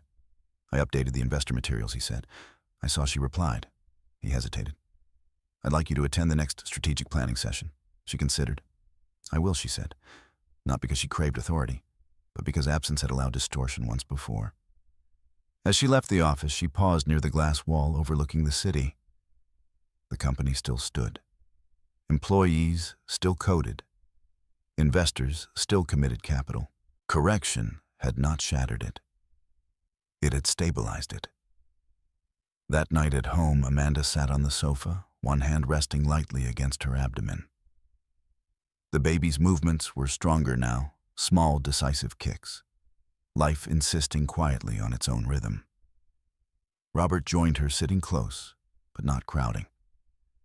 I spoke to my mother again, he said, and she said influence must be maintained at all costs. Amanda looked at him. And you... He shook his head slightly. Not at all costs. She nodded. That distinction would matter. Outside, the city moved as it always did, indifferent to board votes and amended clauses. Inside, something had recalibrated. Not dramatically, not explosively, but permanently. Amanda had not shouted. She had not retaliated. She had not demanded apology. She had documented. And in documenting, she had redrawn the boundary between narrative and truth. The company would continue. The marriage would require rebuilding. But one thing was now established beyond revision. Amanda Reynolds was no longer peripheral. She had always been foundational. Now the record reflected it. And records once corrected rarely return to fiction. Transparency once formalized does not end tension. It refines it. In the weeks following the governance vote, Whitmore Digital moved forward with Series B preparations under quieter conditions. Investor meetings resumed. Legal disclosures were updated. Language across all materials was audited for precision. But the internal atmosphere had changed in ways no memo could summarize. Amanda attended the next strategic planning session, as Robert had requested. She arrived without announcement and took a seat along the long glass table. The executive team CFO, head of product marketing director, shifted subtly in their chairs when she entered. Not out of discomfort, but recalibration. Robert began the meeting. As we refine our expansion timeline, he said we need to ensure capital allocation aligns with long-term infrastructure. He paused briefly and glanced toward Amanda. Amanda, any thoughts on runway strategy? It was the first time he had asked her in front of others. Not privately, not as spouse, as stakeholder. Amanda folded her hands calmly. Our previous survival hinged on disciplined burn management, she said. Growth should not compromise liquidity buffers. Scale deliberately. Her tone was steady, analytical. No one in the room heard entitlement in it. They heard fluency. The CFO nodded. That aligns with revised projections, he said. The meeting continued. Amanda did not dominate discussion. She did not seek visibility. She simply participated. Afterward, as executives filtered out, the marketing director approached her. "I didn't realize you had structured the initial capital," he said carefully. Amanda offered a small nod. It was necessary at the time. He hesitated. "Thank you," he added. It was not flattery. It was acknowledgement. Across town, Catherine sat in her study, reviewing a different set of documents. Her formal resignation from interim chair had been processed. The board had accepted it without spectacle. She remained a shareholder, but without procedural leverage. She had built her career on anticipation, on shaping perception before others recognized patterns. Now she felt the unfamiliar weight of exclusion.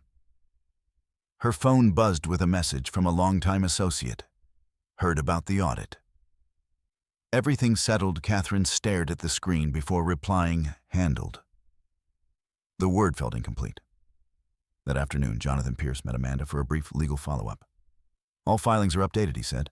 "Your equity protections are secure. Minority safeguards reinstated in full." Amanda nodded. "And the disclosure language compliant," Jonathan confirmed. He studied her for a moment. "You could pursue formal censure for misrepresentation," he said. "You would likely succeed." Amanda shook her head. "I'm not interested in escalation." He closed his folder. "You're certain?" "Yes." Jonathan leaned back slightly. "Most clients in your position would leverage this for control." Amanda looked out the cafe window. "Control was never my objective." He smiled faintly. "You're consistent." She did not respond. Consistency to Amanda was not virtue. It was stability. At home that evening, Robert sat at the kitchen table, reviewing updated investor contracts. Amanda prepared tea quietly. He looked up. "I've been thinking," he said. "About?" she asked. "How easily I accepted a version of events that flattered me." She placed the kettle down carefully. "Flattery is efficient," she said. "It requires no verification." He nodded slowly. "I don't want our son to learn leadership that way." The word son felt more real now, closer. Amanda rested her hand against her abdomen. "He won't," she said simply. Robert exhaled. "And us?" he asked. Amanda met his gaze. "Trust rebuilds through repetition," she said, "not apology." He absorbed that. "I'll repeat correctly," he replied. The next board meeting was procedural Series B commitments, finalized marketing timelines approved. Eleanor maintained neutral oversight, efficient and unembellished. Near the end of the session, she addressed Amanda directly. "Your continued participation strengthens perception," she said. "Not because of capital alone, but because of composure." Amanda inclined her head. "Composure reduces noise," she replied. Eleanor smiled slightly. Noise often destroys companies faster than dead. After the meeting, Thomas Caldwell requested a brief private call with Amanda. "Your restraint impressed the partnership," he said. "You could have destabilized negotiations. That would have harmed everyone," she answered. Thomas considered her carefully. "If you ever consider independent investment initiatives, I would welcome conversation." Amanda did not respond immediately. "I appreciate that," she said finally. The idea lingered quietly. Independent initiative, outside of Whitmore Digital, not as threat, as possibility. That night, Catherine requested dinner with Robert alone. They met at a quiet restaurant near her townhouse. Catherine's posture remained impeccable. "You've aligned yourself decisively," she said. Robert held her gaze. "I've aligned with fact, and with your wife." "Yes." Catherine studied him. "She is methodical," she said. "More than I anticipated." Robert allowed a faint, tired smile. "So are you?" Catherine's lips pressed thinly. "I did what I believed protected the company." And in doing so, Robert replied, "You removed someone who protected it first." Silence settled between them. For the first time in his life, he did not seek her approval. Catherine noticed and understood. Back at the apartment, Amanda reviewed an email draft from Thomas Caldwell's firm outlining potential advisory collaboration unrelated to Whitmore Digital. She closed it without replying. Not yet. The baby moved again, stronger this time. Amanda felt the steady insistence of life progressing independent of boardrooms and perception. Her focus shifted increasingly toward the future beyond this conflict. Whitmore Digital would continue to grow. Robert would continue to lead. Catherine would adapt or retreat. But Amanda's identity had quietly expanded beyond silent benefactor. She had not fought. She had not retaliated. She had drawn a legal line and held it. In doing so, she had redefined her position without theatrics. Late that evening, Robert joined her on the sofa. "I'm scheduling a company-wide transparency session next week," he said. "Voluntary Q&A." Amanda looked at him, prepared for difficult questions. "Yes." She nodded. "That's leadership." He studied her face carefully. "Are you still with me?" he asked, not as CEO, but as husband. Amanda did not answer immediately. She placed her hand over his. "I am present," she said. For now, that was honest. Outside, the city lights flickered against the night sky. Inside, the recalibration continued, not loud, not dramatic, but deliberate. The legal line had been drawn. Now came the harder work, living within it. Transparency sessions are rarely comfortable. They are not designed for comfort. They are designed for exposure, without collapse. Robert stood before his employees the following Wednesday in the open workspace, a sleeves-rolled jacket removed. There was no stage this time, no lighting, no curated introduction, just a founder and a room of people who had watched the company tilt and correct within a single week. Amanda stood near the back wall, not hidden, not centered. Her presence was quiet but unmistakable. Robert began plainly. "I owe you clarity," he said. "Last week, capital origin and governance issues surfaced publicly. The audit confirmed that our initial $2.4 million came from the Reynolds family trust, managed by Amanda." He did not rush the sentence. Several employees nodded slightly. They had already read the summary. "I accepted an incomplete narrative," he continued. "That was my failure." No one interrupted. He went on to explain the reinstated minority protections, the revised governance structure, and the board's vote. Then he stopped. "Questions," he said. A young engineer raised her hand. "Why didn't you know where the money came from?" The question was not accusatory. It was direct. Robert inhaled. "Because I didn't ask," he said. "I preferred a version that felt independent." Silence followed, but it was thoughtful rather than hostile. Another employee spoke. "Does this change Amanda's role?" Robert looked toward her. "It clarifies it," he said. Amanda felt the room shift slightly toward her. Not with suspicion, with recalibration. A third question came from the head of operations. "Are we stable?" "Yes," Robert answered firmly. "Series B commitments remain intact." The meeting lasted 40 minutes. There were no dramatic revelations beyond what was already known. But something important occurred. The myth dissolved fully. When it ended, employees returned to their desks, not unsettled but steadier. Truth, once acknowledged, reduces rumor. After the session, Amanda remained near the back while Robert finished brief conversations. The CFO approached her again. "I underestimated you," he said. Amanda tilted her head slightly. "In what way? I assumed you preferred distance." "I prefer accuracy," she replied. He nodded once, understood. Later that afternoon, Amanda left the office earlier than usual. The weight of pregnancy had begun to press more insistently on her back. The doctor had advised rest where possible. As she stepped into the late autumn air, her phone buzzed. It was Thomas Caldwell. She hesitated before answering. "Mrs. Reynolds," he said, "I won't take much of your time. I wanted to reiterate my earlier comment." She waited. "You have instinct for disciplined capital structure," he continued. "Have you ever considered forming your own fund?" Amanda looked out at the traffic moving steadily along Broadway. "I haven't prioritized it," she said, "but you've thought about it." She did not deny it. Thomas's voice remained measured. "There is demand for investment leaders who combine restraint with decisiveness, particularly among female founders who struggle to secure early capital." The idea settled somewhere deeper than ambition.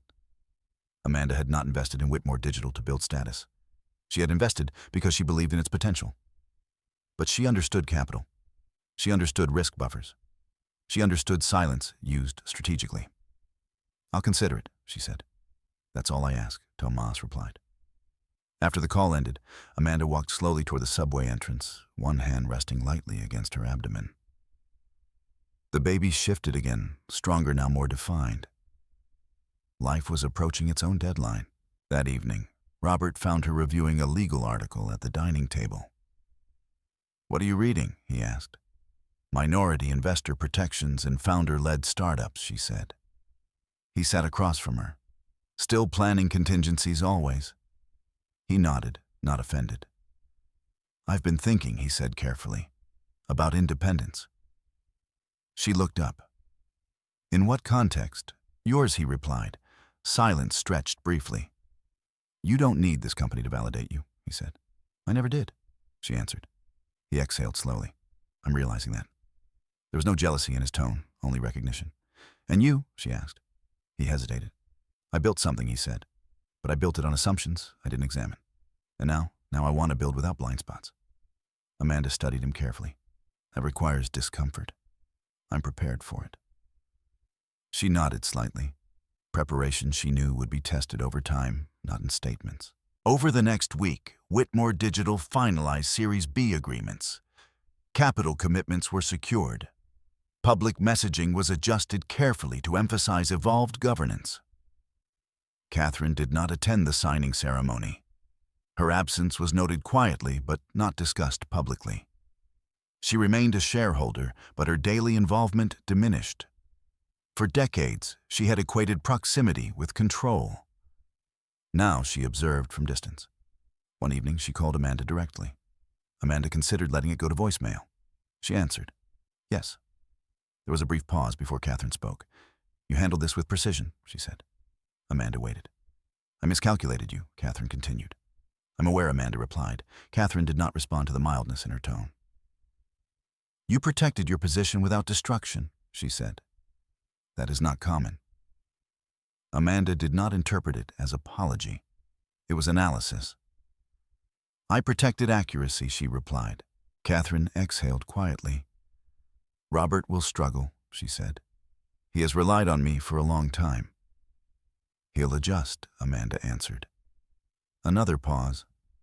"And you?" Catherine asked. Amanda looked down at her hand resting over her stomach. "I am preparing," she said. "For what?" "For something beyond correction." Catherine did not ask further. The call ended without reconciliation, but without hostility. That night, Amanda opened a blank document on her laptop. She typed slowly at first, "Investment thesis, Reynolds Capital." She paused. Not Whitmore, Reynolds. Her name, her structure, her philosophy. She outlined principles disciplined early-stage funding, governance safeguards embedded at inception, support for underrepresented founders, transparency as non-negotiable. She did not announce the document. She saved it quietly. Robert watched from the doorway. "You're serious," he said.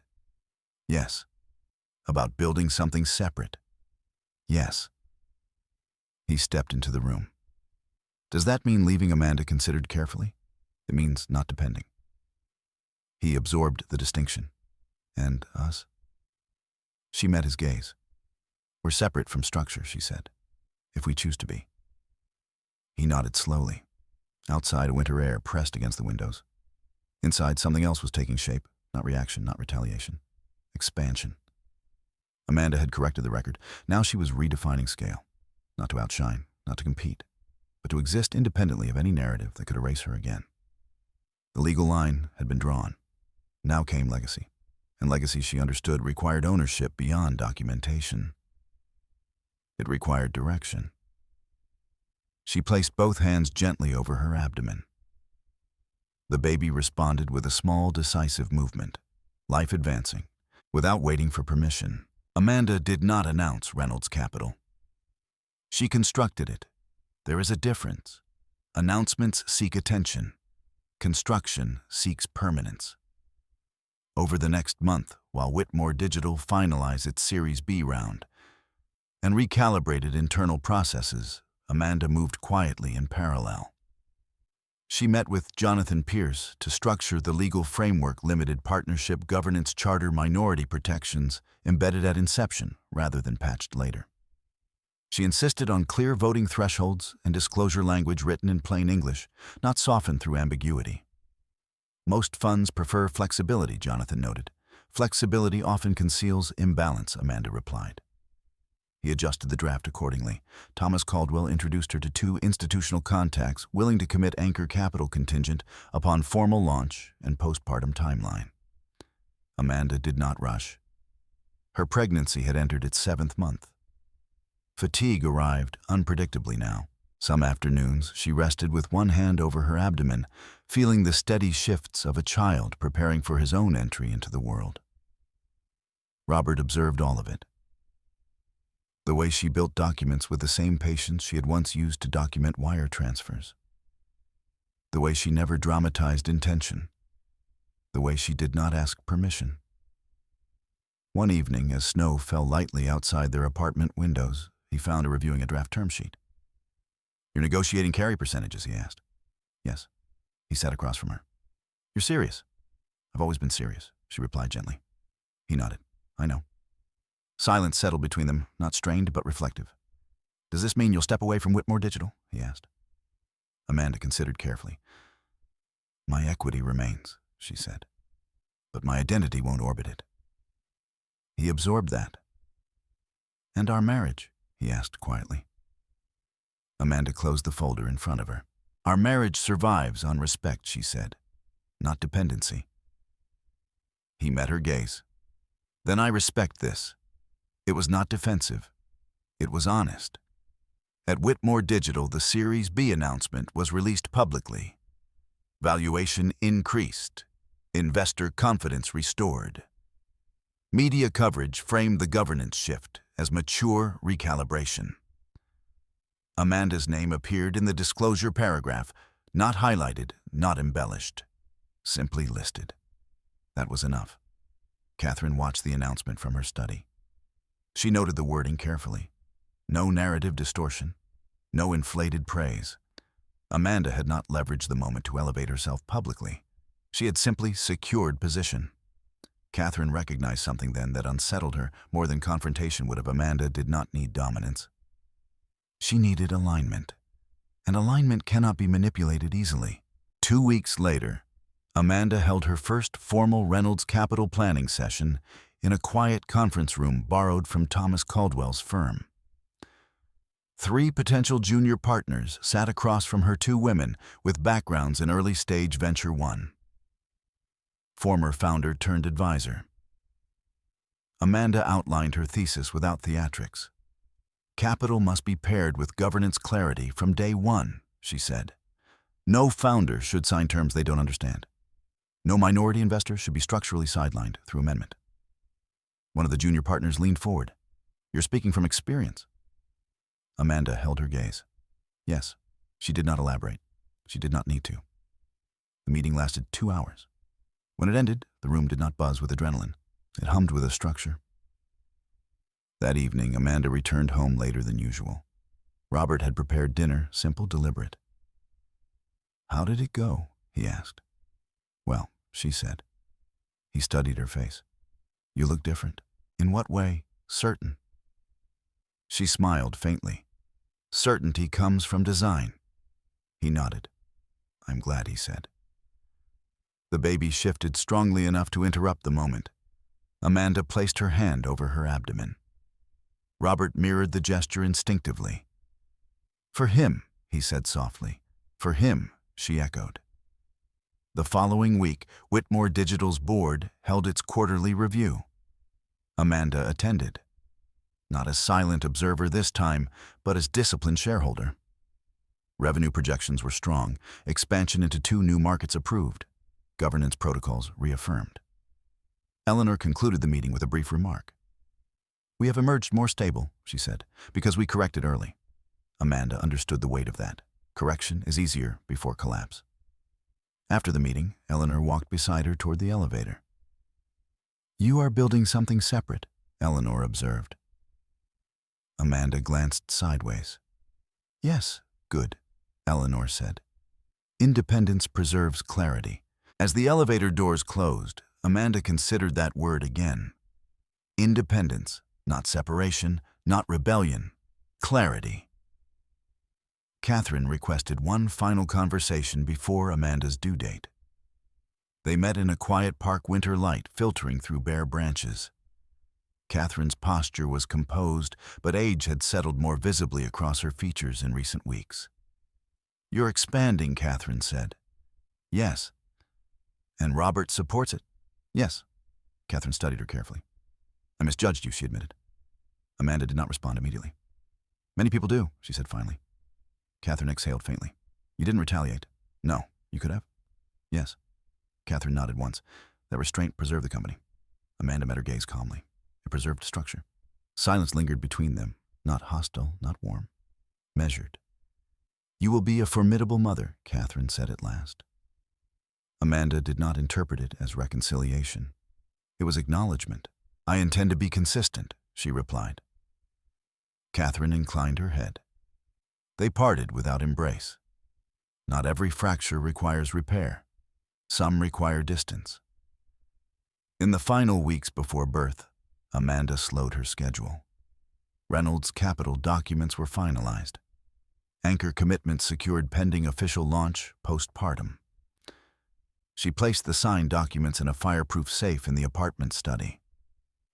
Robert assembled a crib in the spare room. They moved around one another more gently now. One evening, as Amanda rested on the sofa, Robert knelt beside her. I was blind, he said quietly. You were comfortable, she corrected. He nodded. Will you ever forgive that? Amanda looked at him steadily. Forgiveness isn't dramatic, she said. It's sustained. He understood. He would have to earn it over time. Not through apology, through repetition. The night before her due date window opened, Amanda stood by the window overlooking the Hudson once more. The city lights reflected off the water, steady and indifferent. She placed both hands over her abdomen. Reynolds' capital was structured. Whitmore Digital was stabilized. Her marriage was recalibrating. But none of it felt triumphant. It felt aligned. Power, she had learned, did not require spectacle. It required documentation, direction, and the willingness to step beyond structures that once attempted to contain you. The baby shifted again, firm and decisive. Soon, correction would give way to creation. And creation, unlike conflict, builds forward. Amanda went into labor just before dawn. There was no drama to it, no frantic shouting, no chaos. She woke with a quiet, unmistakable awareness that something had shifted. A tightening, a rhythm beginning. Robert was asleep beside her. She watched the faint gray of early morning gather along the edges of the curtains before she touched his shoulder. It's time, she said softly. He was upright in seconds, fear and focus colliding in his expression. At the hospital, everything felt clinical and contained. White walls, measured voices, machines humming with steady precision. Amanda did not dramatize pain. She breathed through it. Hours passed. Robert remained beside her, holding her hand, not speaking much, simply present. For once, there were no narratives to curate, no reputations to manage, no structures to amend, only endurance. When their son was born late that afternoon, the first sound he made was sharp and certain. Amanda felt the weight of him placed against her chest, warm and immediate. She did not cry. She exhaled. Robert did cry, not loudly, but without restraint. They named him Samuel Reynolds Whitmore. Reynolds first, Whitmore second. It was not symbolic warfare. It was alignment. Catherine arrived the following morning. She entered the hospital room quietly, carrying no flowers, no performance. She stood beside the bassinet and looked down at her grandson. For several seconds, she said nothing. Then she turned to Amanda. He has your steadiness, she said. Amanda met her gaze calmly. I hope so. There was no apology exchanged, none needed. Time had already issued its correction. Weeks passed in soft cycles of sleeplessness and adjustment. Whitmore Digital continued to operate. Series B funds deployed. Expansion initiatives launched. Robert split his days between the office and the hospital, then later between the office and home. But something had shifted in him permanently. He asked questions now. He read disclosures carefully. He paused before accepting summaries.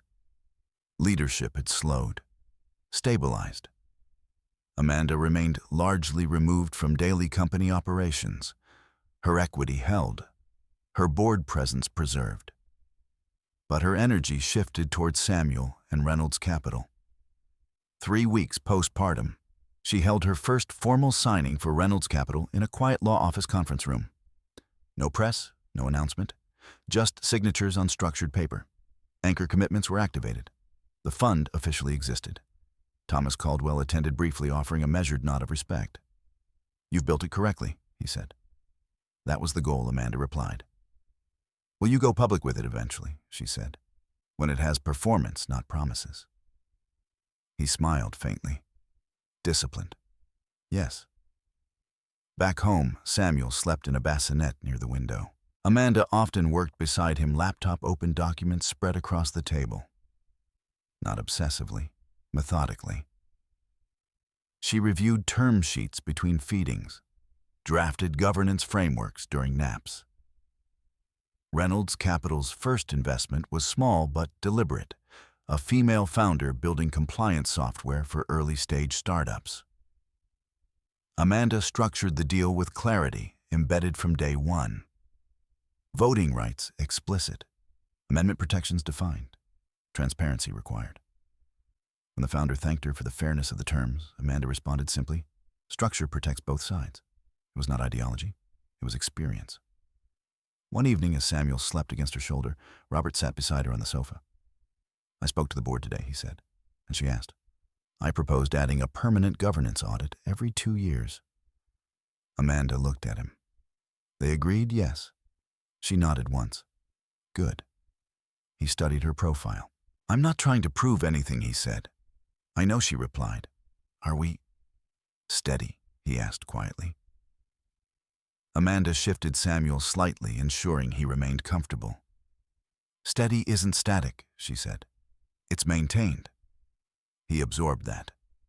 "I'm maintaining," he said. She met his eyes. "I see that." Catherine visited less frequently. When she did, she came without commentary. She held Samuel, carefully studying his small hands, the way he gripped her finger instinctively. One afternoon, as she prepared to leave, she paused at the doorway. "You built something separate," she said to Amanda. "Yes, and you did not tear down what existed." "No." Catherine nodded once. "That is strength." Amanda did not respond. Strength, she had learned, did not require recognition. Months passed. Whitmore Digital stabilized fully under its revised governance structure. Revenue climbed steadily. Investor reports remained precise. Catherine retained her shares but no longer attempted to direct. Robert matured into leadership that asked rather than assumed. And Reynolds Capital grew quietly. 2 additional investments, then a third, each structured with clarity that prevented erosion before it began. Amanda did not seek interviews. She declined speaking invitations. Her focus remained narrow. Samuel's steady breathing at night. Term sheets drafted in plain language. Governance frameworks designed to protect. 1 year after the gala, Whitmore Digital held its annual shareholder meeting. This time, Amanda attended with Samuel in her arms before handing him to a nanny in the lobby. Catherine was present, but seated among shareholders, not at the head. Robert opened the meeting. "We are stronger because we corrected," he said. There was no reference to humiliation, no rehashing, only acknowledgement of evolution. During the Quanda session, an investor asked, "What changed leadership culture most this year?" Robert did not hesitate. "Accountability," he said.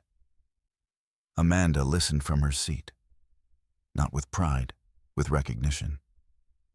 After the meeting, as attendees filtered out, Eleanor approached her once more. "You never retaliated," Eleanor observed. Amanda smiled faintly. "Retaliation wastes structure." Eleanor nodded. "Indeed." That evening, back at the apartment, Amanda stood by the window again, Samuel asleep in the next room. The city looked the same as it had the night of the gala. But she did not.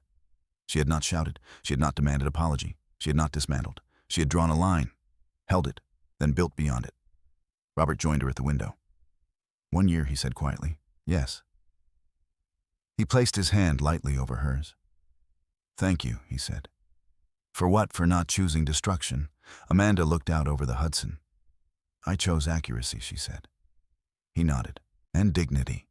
She did not correct him. Outside, the city lights reflected steadily on the water. Inside, silence felt earned, not fragile, not defensive, sustained. 1 year after the night of the gala, no one spoke about it directly anymore. Not at Whitmore Digital, not at Reynolds Capital, not at dinner tables. But its correction lived quietly inside every document that followed. Amanda stood in the small conference room of Reynolds Capital's modest Boston office, brick walls, long wooden table, no oversized logo on display. 3 founders sat across from her, nervous but prepared. One of them, a young woman building healthcare compliance software, had redlined her own term sheet before arriving. Amanda noticed immediately. Walk me through your revisions, she said calmly. The founder swallowed but began confidently. Amanda listened without interruption. When the explanation ended, she nodded. You're protecting your voting rights, she said. Good. The founder blinked, surprised. You're not offended. Why would I be? Amanda replied. Structure exists to be understood. The founder exhaled in relief. Amanda signed the agreement. No applause, no announcement. But somewhere in that room, the architecture of future stability took root. Reynolds Capital had grown to 5 portfolio companies, now small, disciplined, deliberately governed. Amanda met each founder with the same tone she had used during her own correction: precise, measured, without spectacle. Back in New York, Whitmore Digital prepared for another expansion phase. Robert's leadership had changed in ways employees could feel, even if they couldn't articulate them. Meetings included dissent more often. Board summaries included footnotes. Disclosures were reviewed twice. Catherine remained a shareholder, attending annual meetings quietly. She no longer directed from behind the scenes. She watched instead. And watching, she had begun to understand something she had missed for years. Influence without transparency decays. One evening, as snow drifted lightly across Manhattan again, Robert and Amanda hosted a small dinner in their apartment. Eleanor attended. Thomas Caldwell joined briefly. 2 Reynolds Capital founders were present as well. It was not strategic networking. It was intersection. Samuel slept upstairs, monitored by a quiet baby monitor beside the kitchen counter. Conversation flowed without tension. At one point, Eleanor raised her glass slightly. To correction, she said. Robert smiled faintly. To correction, he echoed. Amanda did not raise her glass immediately. She watched the candlelight flicker across the table first. Correction is only useful, she said finally, if it leads somewhere. Thomas nodded. And has it? He asked. Amanda considered the question carefully. Yes, she said. Not because the gala humiliation had faded, but because it had revealed structure before collapse. Later that night, after guests had left and dishes were drying in the rack, Robert stood beside Amanda at the sink. You never made me apologize publicly, he said. No. Why? Amanda dried her hands slowly. Public apology doesn't rebuild private trust, she said. He absorbed that. And private trust, he asked. Is repetition, she replied. He nodded. I'm still repeating, he said. I see that. There was no dramatic reconciliation, only sustained alignment. Upstairs, Samuel stirred faintly. Amanda walked into his room and lifted him gently from the crib. He rested against her shoulder, small and warm, breathing steady. She thought about the night of the gala, not with bitterness, not even with anger, with clarity. Catherine's words had not broken her. They had clarified her.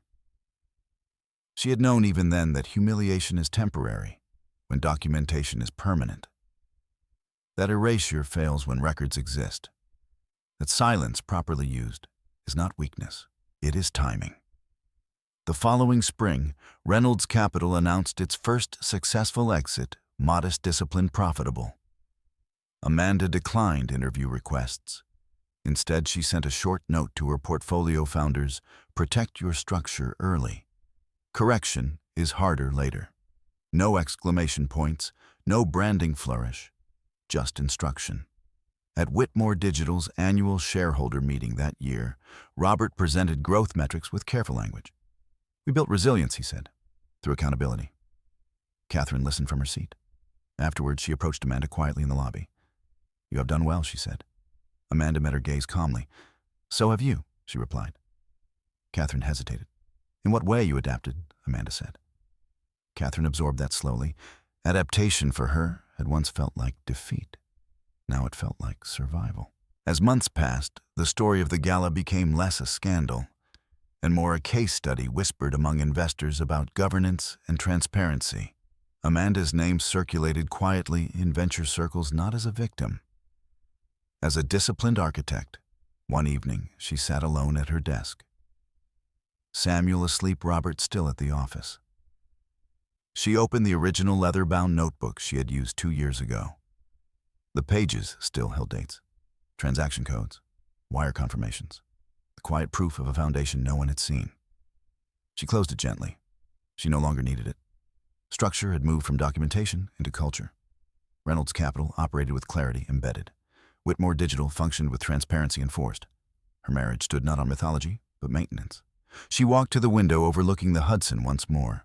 The water reflected city lights exactly as it had on the night Catherine had taken the microphone. Nothing about the skyline had changed, but she had. Not louder, not harsher, simply established. Samuel cried softly from his room. Amanda went to him immediately. As she lifted him, he wrapped his small hand around her finger instinctively. There was no board vote here, no investor recalibration, just presence. She understood then that the true shift had never been about humiliation or even correction. It had been about authorship. She had reclaimed authorship of her capital, of her structure, of her narrative, without shouting, without revenge, without spectacle. And that authorship would outlast any ballroom. If this story stayed with you, it may be because you've seen something similar moments, when silence was mistaken for weakness, when truth waited patiently for the right time to surface. Strength does not always raise its voice. Sometimes it organizes documents.